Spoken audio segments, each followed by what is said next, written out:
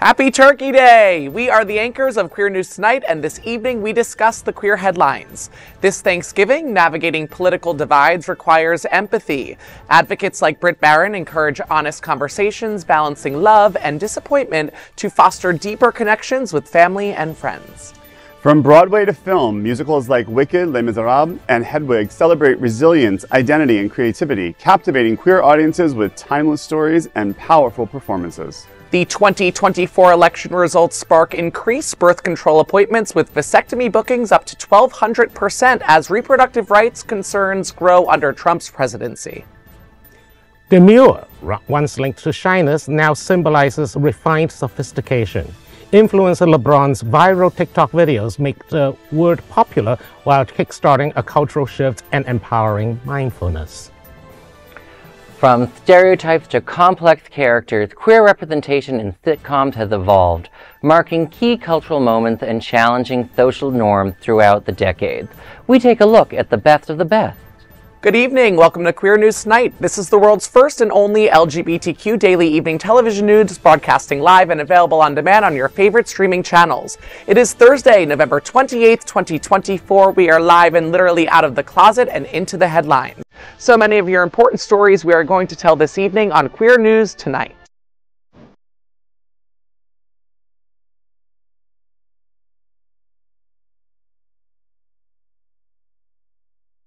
This is the world's first live, daily LGBTQ evening news show, literally out of the closet and into the headlines on Queer News Tonight.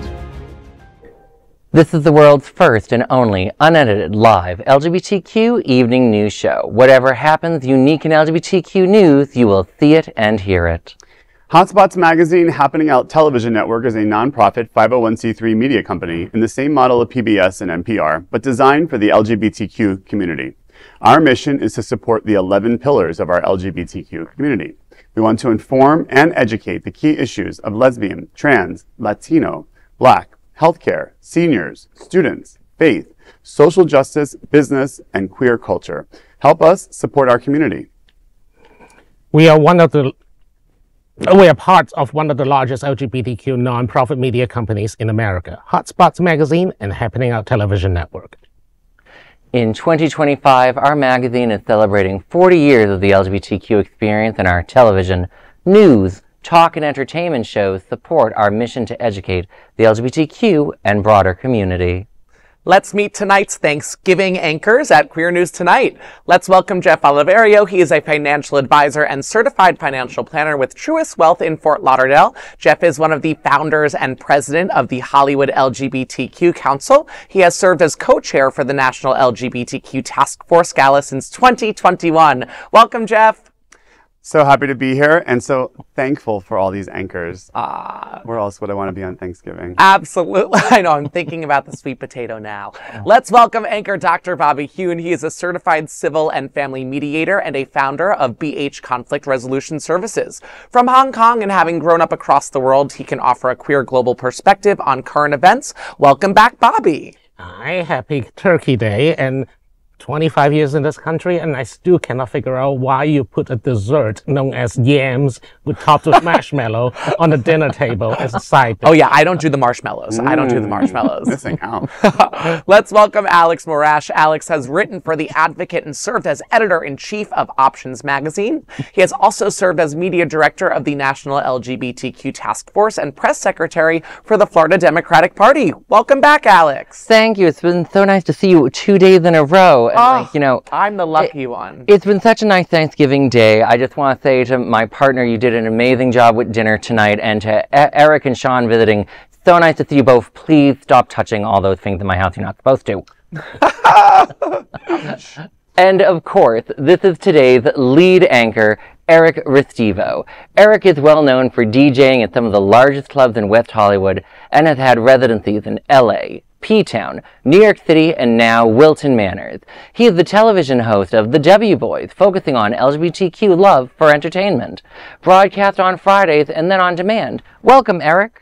It's so good to be here on this round table. I'll be going from this table to the Thanksgiving table. Let's dive in. We are the reporters for Queer News Tonight, and this evening we begin with the queer headlines. The LGBTQ plus community in South Florida and across America is diverse. Our community across the world is vast, and here are the bullet points of the queer news for Thursday, November 28th, 2024.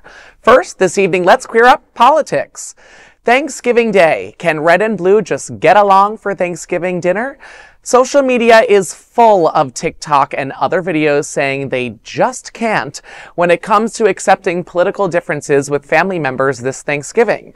Thanksgiving is a time to reconnect with family and friends, but this year, political divisions may dominate dinner conversations.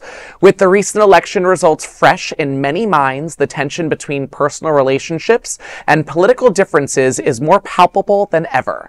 For some, sitting down with loved ones who hold opposing views feels like a daunting task. The question arises, how do we maintain relationships with people whose choices seem to conflict with our values? This dilemma is particularly challenging for individuals whose identities are directly impacted by those political decisions.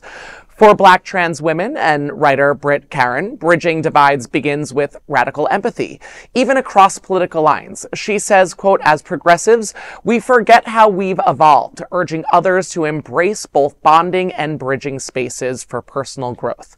Her book, Do You Still Talk to Grandma? Love the title, tackles tough questions about holding love and disappointment simultaneously. She says, this person cared for you and also voted in ways that hurt you. Both can be true, end quote. As Thanksgiving approaches, her message resonates. True connection isn't easy, but starts with honest conversations. Advocates also talk about balancing bonding circles. These circles provide safe spaces to feel seen and heard. As families gather, the importance of navigating political and social divides with empathy and curiosity becomes clear. Acknowledging the complexity of others' choices while holding firm to personal integrity can pave the way for meaningful dialogue. This Thanksgiving, the real challenge and opportunity lies in staying at the table, fostering connection despite discomfort, and building a future rooted in shared understanding. George Washington declared a national holiday of thanks in 1789. He said that we should all be thankful for our existence. We ask you, what are you going to be thankful for this Thanksgiving? Well, boys at the round table, I think you should all go around and say one thing that you're thankful for this Thanksgiving. I think after we talk about the story a little bit, I think that this story is a term that I use here a lot, a little murky. You know, it's a little murky, watery.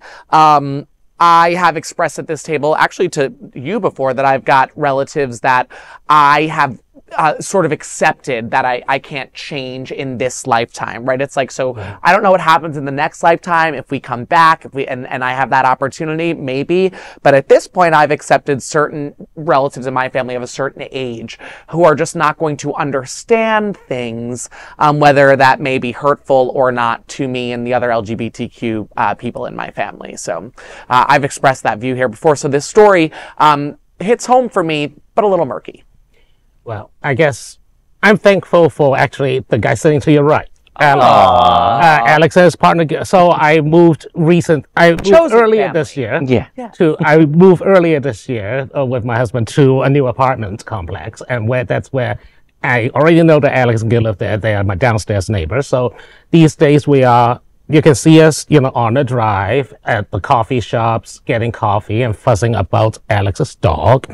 And we thank you for the carpools. Yes, we thank you for the carpools. Yes. So Bobby's been much more on time. But also for me, I cannot really necessarily agree with what Ms. Barron said, mostly because, one, that approach seems a lot like the Southern approach of, quote, love the sinner, hate the sin. Like, I love you for who you are, but you actively vote to violate my interests. If you are not an informed voter, you are still, these people are, let me put it this way, Trump supporters are some of the sorest winners they just want to rub your nose in it. They are going to basically wear the MAGA hats, wave the flag around. What if you have family members who aren't that extreme? Because like the family members in my family who might have voted Republican are not like that. You know, they don't just talk about that Then we all avoid the the topic. I think that we live in a heightened state often, where everything you're saying is completely understandable, but I think this has to be case by case. It's tough to overgeneralize. So I don't agree with what Miss Barron is saying either, but it's... Well, as a professional mediator to make peace at the table, I mean, one of the easiest to, especially in the short term, is essentially avoidance. Conflict avoidance is real, and conflict avoidance starts by basically understood agreement, not necessarily verbal agreement, that's just mutually understood that some certain topics should not be broached because it will lead to conflict. Agreed. That's smart and the right way that it should be done. I come from an Italian family, so we like conflict. I know that should be a shocker to all of you. I am very thankful for meeting you, Bobby, and you being part of my life. And Queer News Tonight is also, you got me into this, which has been so fun. But also, I appreciate that you are okay with disagreeing with me. And I think, for me, looking at this idea, I get very concerned that there's been a lot of liberals and liberal elites really talking about, like, oh, how are you going to deal with your family at Thanksgiving? I'm like, well, they're your family, and how they vote does not equal if they are or are not homophobic. They might be homophobic. They might be homophobic and voted for who you think is the better of the two candidates. They might not be. But I look at that and like her words of like, well, it's progressive. We've evolved. I'm like, that's a superiority complex at the end of the day. I am sick of that sort of liberal nonsense. Just because you have it's okay to have different values as well. Right. And we don't really have a discussion in this society anymore of like, you have your beliefs, dude, that's fine. I have my beliefs. I'm going to go vote for who I want to. You're going to go vote for who you want to. That's great. If you're family, you should be able to get past that to have dinner. That's all I'm saying. I'm thankful that we live in a country that we have privilege to talk about the differences that we do have. I'm also thankful that I have a family that is very supportive, but I'm also very sensitive to those out there that feel like they're ostracized from their family by whether it's political views or statements that are making them feel less than. Yeah. I think that's a real thing, and the holidays are very hard for a lot of people for many reasons, so I think we should acknowledge that. But I think we do have to find ways to create some type of corridors where we can have, let's just say, like, let's turn on the game. Yeah. Just like, just use some, like, let's turn on some music. Like, let's just use some transitional conversations that don't have anything to do about who we voted for 3 weeks ago. Because honestly, it's not going to change during Thanksgiving. Cocktails is a bit of a hit or miss. Drinking is a great tool. Yeah, I don't know if I agree with that. I mean, I don't agree with the drink. Or at least I'm not signing off on that. Just stuff their mouths of food. Then they cannot argue. But next, let's queer up entertainment. Stay tuned.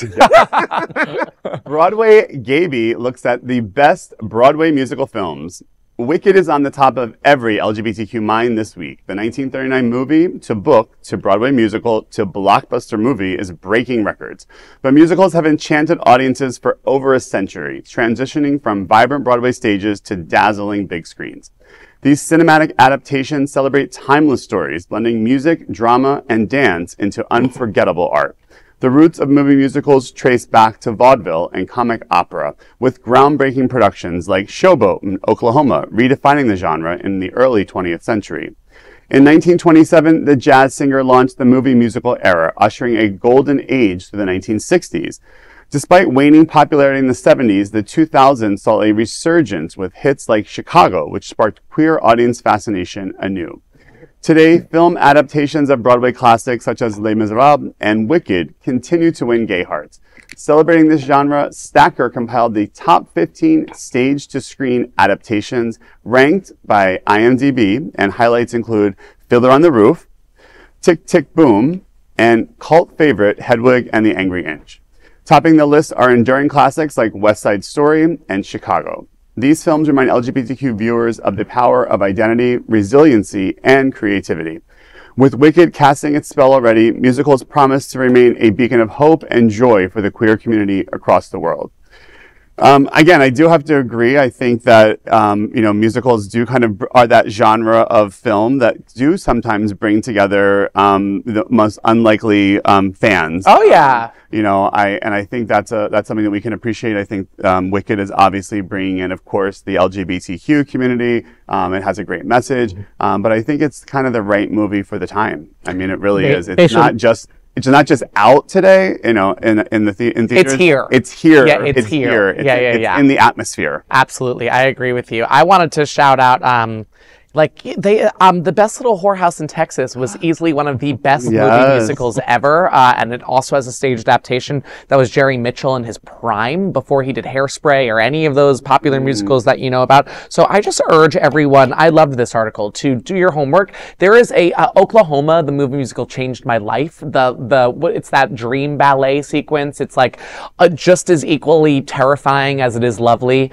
I think that there's a whole movie musical section right now on Peacock or Paramount Plus. Take advantage of it. It's great right now. Yep. You can tell what my BFA is in, honey.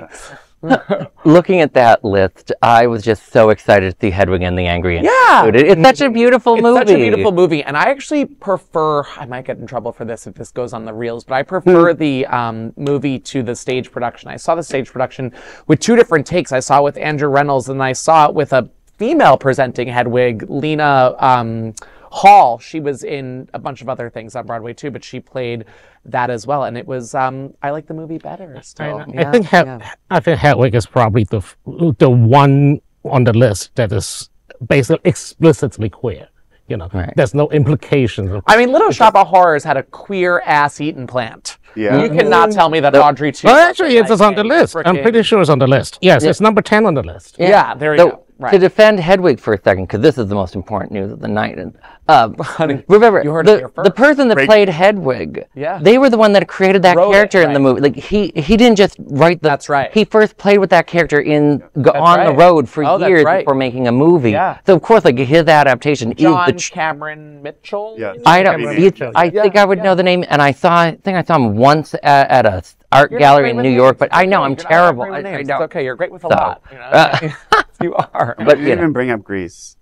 I mean, do we need to bring up Grease? Alex brought up Cats before. We were talking about it. Yesterday, though. But Grease will always be here. A 40-year-old woman playing a high schooler? I mean, what is wrong with this? Listen, Grease will always be here. 40 can still play high school. What about Grease 2? Grease 2. Oh, God. Cool Rider. I mean, Why? Michelle Pfeiffer. Why are we doing this? I used to act that scene out in my room. Okay, fine. Sorry, we're going to do smother that. it. We're going to smother it. The last word on this is, Gen Z, you should look up Grease 2. It was amazing. It was amazing. Sure. It was. Next, let's queer up health.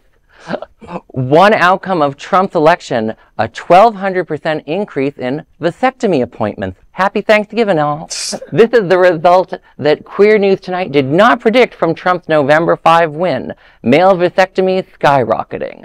Donald Trump's return to the White House after defeating Kamala Harris has raised concerns about the future of reproductive rights. The conservatives' controversial views on abortion and contraception, including his false claims about late-term terminations, have alarmed many.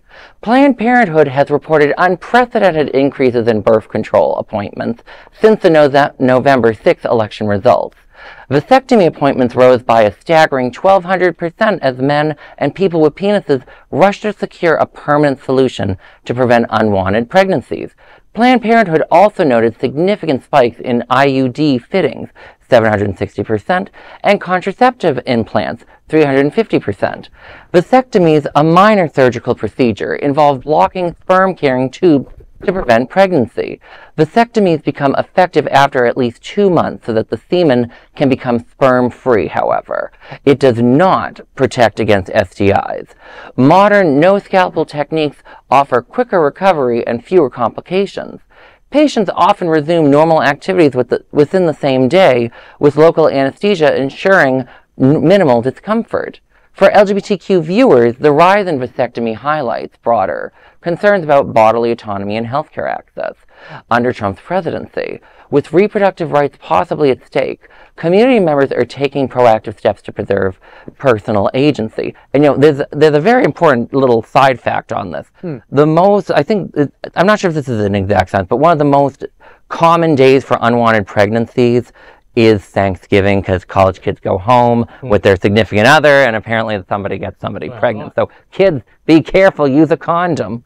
I was just going to say, if there's ever time to take up stock in Planned Parenthood, it's now, because everything that Planned Parenthood is going to be giving, it's going to be the only access for people. Well, I mean, with they this actually, the GOP has already, incoming Senate and House of Representatives, the Republican members have already loudly declared that their number one priority is to defund Planned Parenthood. So there goes a lot of the OBGYN services and counseling services women needs. They all focus on, abortion, which, yes, PP do provide abortion, but that's only a very small portions of their services.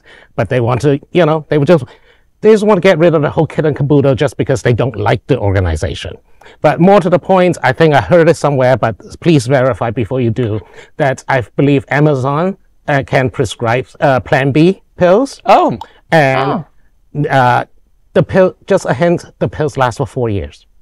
So you might want to stock up before, before SCOTUS ruling might get rid of it altogether. I think it's interesting that after the first Trump presidency, we had pussy caps, and now we're having penis cuts on the second Trump presidency. And one more word of warning to viewers, the vasectomy does not protect you against Matt Gaetz. Be careful. What you were saying earlier, it's important for viewers to see both sides of the story on things like abortion access, because, what's scary is the Republicans in the Senate could vote to end the filibuster and outlaw abortion. I also want to remind viewers that Democrats could have done the same thing to restore Roe 4 years ago and didn't. So both parties have really helped create this situation. Well, unfortunately, now it's a more critical issue than ever before. And for people who need reproductive help, the time is now to find a solution. And next, let's queer up gay culture. It's not in our vocabulary in 2024, but demure is the dictionary word of the year. Dictionary.com has named demure its word of the year. The term, traditionally defined as, quote, characterized by shyness and modesty, reserved, end quote, has evolved to symbolize refined and sophisticated appearances or behaviors. The trend gained momentum in August when influencer LeBron went viral on TikTok with a series of videos showing how to be demure in various everyday situations. From job interviews to airplane boarding, LeBron explains how mindful choices in appearance and behavior can exude confidence without being loud. In one of her videos, she says, quote, "You see how I'm doing my makeup for work? Very demure, very mindful," end quote, suggesting that her approach to makeup and attire for work is subtle yet stylish.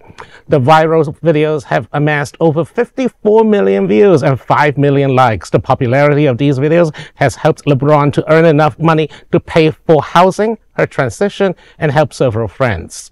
According to Dictionary.com, the word saw a staggering 1,200% increase in usage this year, with searches 200 times higher than before. In its press release, Dictionary.com says, quote, "Demure represents a cultural shift in attitude towards personal presentation and appearance as in-person experiences become the norm again after years of remote and hybrid routines," end quote. This shift marks an empowering redefinition of modesty where demure represents a choice, one that blends grace with quiet strength, inspiring many to embrace mindfulness as a way of life. Well, first of all, congratulations to LeBron. Yes. I mean, she richer than I'll ever be. I mean, yeah, there it is. Her meme has gone super viral, and everyone and their mother has used that. I'm demure, very mindful thing, like all over social media this summer. And I'm happy that because of this blowing up, that she was able to fund her own transition and get housing and get, and help people. I mean, if nothing else matters, Dictionary.com, pick one, okay, big deal. But at least this time it actually has a positive impact on one person and our community as a whole. It's a major deal that a member of our community is at the top of this list right now, and power players for social media, for queer influencers on TikTok, and now 2024 Dictionary, or whichever website it was, applaud and let's get more. What are the next two words that are coming out? It was demure and mindful, and now what? Right. What era are we walking into now? Resist. Resist and revolt. Yeah, well, resist This would was probably be 2016. true. Revolt might be 2024. But no, demure is, I just think it's a lovely word to use. I've been trying to teach my puppy to be more demure, like just for the love of God. I mean, But it's a beautiful word that we didn't use enough. I love you, but Sure. the boy is not going to be demure by any means of think imagination. Sure. I think you get the message of LeBron about being demure is a message a lot of people do need. So thank you, LeBron, for Yes. giving that message to people, Yes. because a lot of people are doing all the things too many times and need to be a little bit more demure. But the second thing I want to say is I really wish that the people were searching fascism and not demure on dictionary.com this election cycle. Might have been a little more helpful, but great. You know, I don't demure- know. I mean, demure is great. I think Demure is people great. already know what fascism is. You would think, but You you're would probably think, wrong. but yeah, I don't Yes, know you're about probably that. wrong. I don't know about that. I won't go down the molehill of Unfortunately. it's actually very hard to define, but that's a whole other story for Yes, nothing. yes. Yeah. Next, let's queer up entertainment. Sitcoms are how American culture learned about LGBTQ culture and acceptance. Sitcoms have long been a mirror reflecting American culture, often capturing the norms and values of their times. Yet these iconic shows also subtly change social conventions, especially when depicting LGBTQ characters. Initially, queer representation in sitcoms was scarce, often relegated to stereotypes or marginalized roles. But over the decades, these portrayals have evolved, offering a more diverse and nuanced representation. In 1971, All in the Family made history with the first appearance of a gay male character, Steve, which sparked a nationwide debate. President Nixon himself criticized the portrayal, saying it, quote, glorified homosexuality, end quote. It should glorify homosexuality. This moment marked the beginnings of a shift with shows like The Mary Tyler Moore Show, Cheers, and Maude featuring LGBTQ characters, typically in minor roles.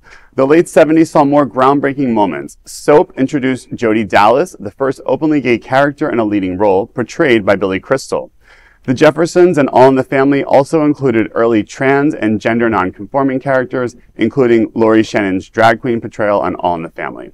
In 1986, The Golden Girls featured a lesbian character, marking a major milestone in the representation of lesbians.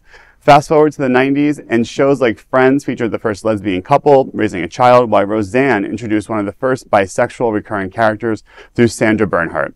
By the late 90s, LGBTQ representation exploded, with Will and Grace bringing a gay main character to the forefront in 1998. The 2000s brought further visibility with shows like Queer as Folk and The L Word, continuing to diversify queer depictions on screen. Today, LGBTQ representation is more diverse and prominent, with recent shows like Doctor Who and The Boyfriend on Netflix paving the way for queer stories to be told globally. This evolution in sitcoms underscores a broader cultural shift, reflecting not just who's represented, but how LGBTQ people are portrayed. Complex, real, and here to stay. I love this story because I was a sitcom addict growing up as a kid. I think I've seen like Three's Company. What was your favorite? About 5,000 times. Okay. Three's Company is up there, or Facts of Life are probably up there. But interestingly, I'd always remain, what I reflect back on in that is that, of course, Three's Company, the storyline was that Jack was portraying a gay man, even though he wasn't gay, and how all of the jokes were made about him. You know, he was the fall of all the jokes. Of course. And it was very accepted. And I wonder to this day, like, that was something where I was always thought, like, oh, if you're going to be gay, everyone's going to make jokes about you like that. And it was like, I know, a prominent storyline for at least the first several seasons until, you know, the cat was out of the I remember that exact episode of Roseanne. That, like, I don't know why I remember that for whatever reason. I think I was obsessed with the fashion at that time. But Sandra Bernhard was kind of reoccurring in that in the LGBTQ plus field even then. And she's someone who has translated to now. I mean, she was just recently on the most recent season of American Horror Story. I mean, she's around. I'm going to go out on a limb though and say that it almost feels like there was more back then than there is now. A little bit like right now, like today, November 28th, 2024, there's not that much. And I mean, there's some within, you know, your favorite streaming things, but I can't think of a prime time show right now that's featuring two gay love interests. I mean, Grey's Anatomy kind of dips in and out of it, but, you know, not really. Can you think of anything right now? I think of streaming is where I see it all. But it's as Jeff was reading the story, I was just trying to think to myself, I was like, so what is on right now, for us? Like streaming is taking over, of course, but it's strange to me to think, like, is there even like a gay host right now? Is there like any gay? I don't know. Wayne Brady is host. Wayne Brady hosts. Wayne Brady came out as of course. No, but is that it? But is that it? Right. Is it just Rue right now? I mean, well, he's a different type of host, but you have Anderson Cooper. And Wayne Brady came out as bisexual and pansexual. So I mean, that's some queer representation right there. Andy Cohen is a hot bottom mess. Yeah, I guess there's Sarah Gilbert's playing a straight person on Roseanne today, which is like even. Do you have a comment, Bobby? Well, the thing is, I think like I don't necessarily need the numbers in representation, but I need the substance in representation. And we have gone better at it that way.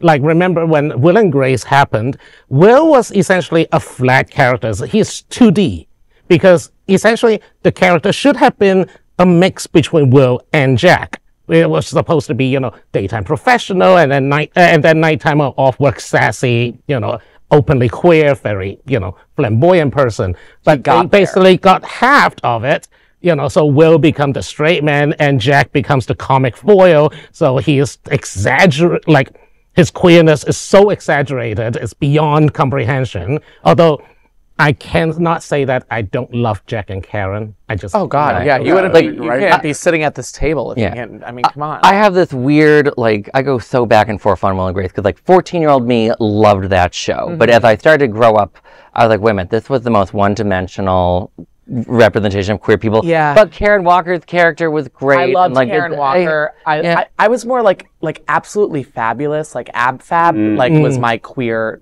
that. And I know that no one was really her ex-husband wound up becoming, gay and everything, but it was kind of similar to Schitt's Creek in which no one came out. Everyone was just gay. It was fine. You didn't explain anything. It just that's how it existed in that world, and I would like more of that on the screen. What I thought back in the day, we mentioned Queer as Folk. The U.S. Queer as Folk, it was nice, but it got a little too focused on queers were always being discriminated against, whereas the UK that one, was the time, the UK queers folks even older, and it was a much more accurate representation of gay men. Just we were messy, we were queer, or they were going out way too often. The US version was a little after school. Right, and which is to be, Sharon Gless. Yeah, I mean, right. But also it was iconic quote of the night. It was also universally. I mean, the L word. I mean, not so much the L word because I haven't seen it all that much, but especially Queer as Folk at that time was very white cis gay. Yes. It was it was all bunch of good-looking white men in the twink. Yes. But all good looking. Yeah, and I was in college at the time, and I still see the representation, but they don't look like me. I'm now happy that Netflix is doing Asian gay shows. Apparently, there's some spoiler love thing going on, and now TikTok has lost their minds on that stuff. And of course, the Heartstopper thing that brings kids or even at least young adults back to the thing. I mean, I think to your point, our biggest LGBTQ star on TV right now is Bowen Yang. Oh, right. Which was something that would not have happened on SNL. Right. He does not play a gay character. He's playing every character. Right. And I think that's where we are today versus where we would have been 20 years ago. And that representation matters. If he wasn't there, who would have told Timothée Chalamet to pretend to be Troye Sivan? That was brilliant. That was a great scene. That was a mic drop right there. Next, let's queer up travel. Visit Lauderdale welcomes you to Men of Style event in Fort Lauderdale. Mark your calendars for December 5th as Visit Lauderdale invites you to the Men of Style. Bill Schultz representing the Pride Center event at the Galleria, Fort Lauderdale, hosted by Kimpton Shorebreak Hotel. The event promises a glamorous evening filled with fashion and community pride. Tickets are priced at $150. Don't miss out on an opportunity to show your support and celebrate style. Further details are available at visitlauderdale.com.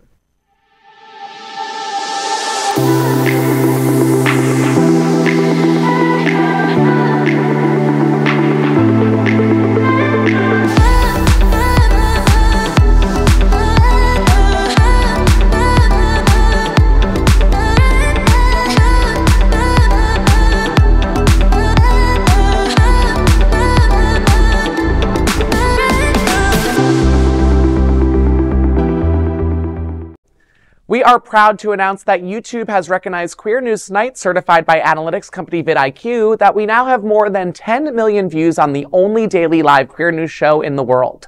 We are proud that we have more than 1,000 new subscribers in November, and that Queer News Tonight has more YouTube subscribers than any other LGBTQ brand in Florida. Over 500,000 of you have watched this show in the last 60 days. Wow. We thank you for watching and supporting our voice in our community. Next, we are proud of our special partnership with Sunshine Cathedral, the world's largest queer church here in Fort Lauderdale. Supporting that partnership, we are broadcasting from our permanent set here at the Sunshine Cathedral at the Happening Out television studios. We broadcast the Sunshine Cathedral Sunday International Services at 10:30 a.m.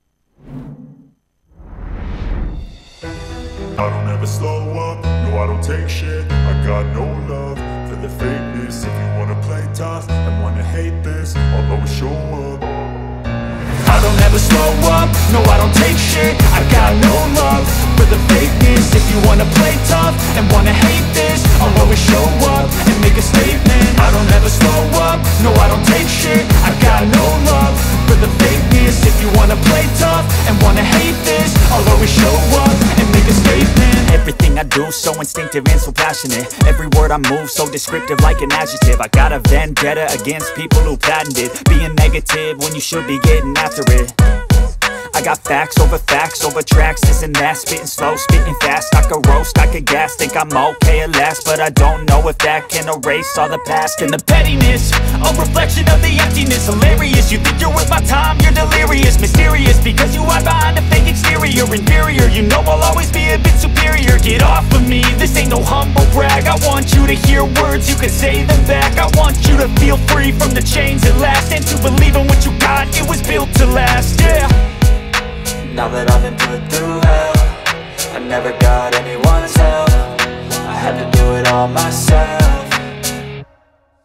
I don't ever slow up, no I don't take shit. I got no love for the fakeness. Only daily LGBTQ evening news show.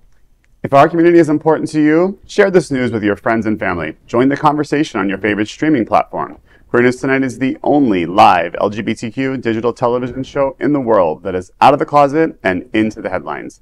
We need your support. If our community is to grow, we must tell our stories and bring them to the attention of the broader world. This is the only place in the world that tells these types of LGBTQ stories in motion and sound. That is the passion of Hotspots Magazine, Happening Out Television Network, and Queer News Tonight. I'm your anchor, Eric Restivo, and on behalf of these LGBTQ reporters, the anchors of Queer News Tonight, including Jeff Oliverio, Dr. Bobby Huen, Alex Morash, we will see you daily at 8 p.m. To our LGBTQ world, we wish you happy Thanksgiving and good night.